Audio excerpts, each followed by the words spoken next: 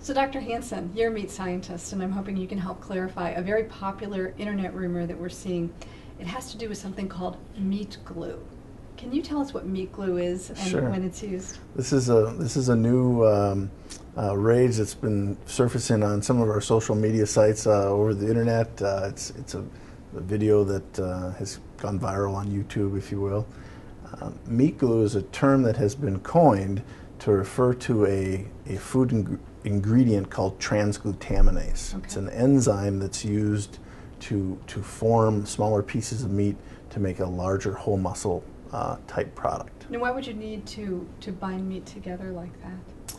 Well, that technology is used to add value to smaller pieces of meat that are oftentimes produced during the cutting or when you're trying to create a food service type product.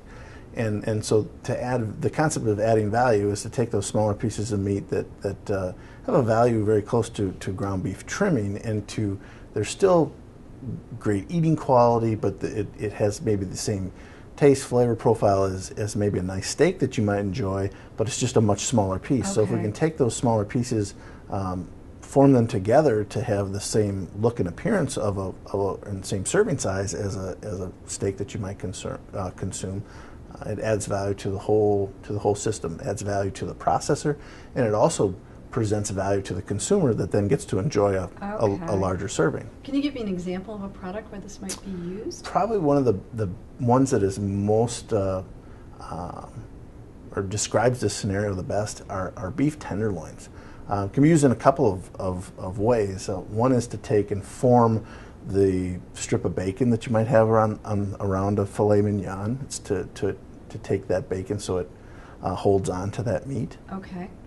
The other is tenderloins are not a uniform shape. They're actually Right. triangular, or cone shaped, if you will. They're larger at one end and taper down to a small point at the other.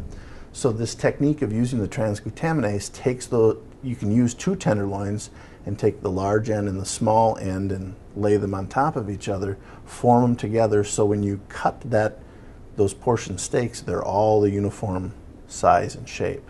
Okay. How common is it to use transglutaminase? Well, it's certainly a technology that's being utilized by some processors in the country, and you'll find it from time to time at retail. It's largely used in the food service side of the business, but if it is a ingredient that is incorporated into the product, it'll be stated on the ingredients statement or on the package that the consumer might pick up.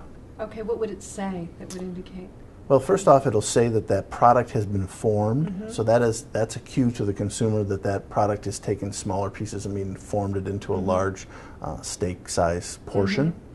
And the ingredient statement will list all of the other additions that might be in there, the spice or the salt or whatever it might be, as well as transglutaminase. And because there are multiple cuts formed together, the product then I assume needs to be cooked thoroughly? Absolutely. Good food safety or good food handling in the kitchen is always a rule.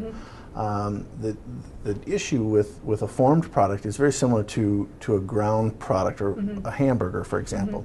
We communicate to consumers that they need to cook ground products to an internal temperature of 160 or above to kill any of the harmful bacteria that might find their way to the center of the product. And back to the tenderloin example, if you take, you think of the surface of that piece of meat as you lay it on top of each other, you've now taken the surface and created it to the center of the product. So you have to treat it like it is a ground product, as opposed to a whole muscle product like a steak, where the center of the muscle is essentially sterile. The heat, when you put it on the grill, it deactivates or kills those organisms that are on the surface, and that's why we say you can consume whole muscle products at a lower endpoint cook temp. I see. Medium rare is safe. So transglutaminase, is it approved by the government? It is. It's approved by the Food and Drug Administration as well as the United States Department of Agriculture.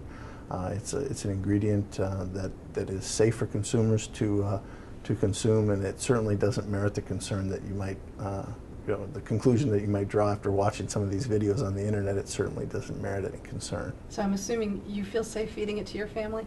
I do. I would absolutely have no concern of serving these formed products to my family at all. Well, thanks so much. This has really helped clear up a You're lot of the very facts welcome. surrounding this myth of meat glue. Thank you.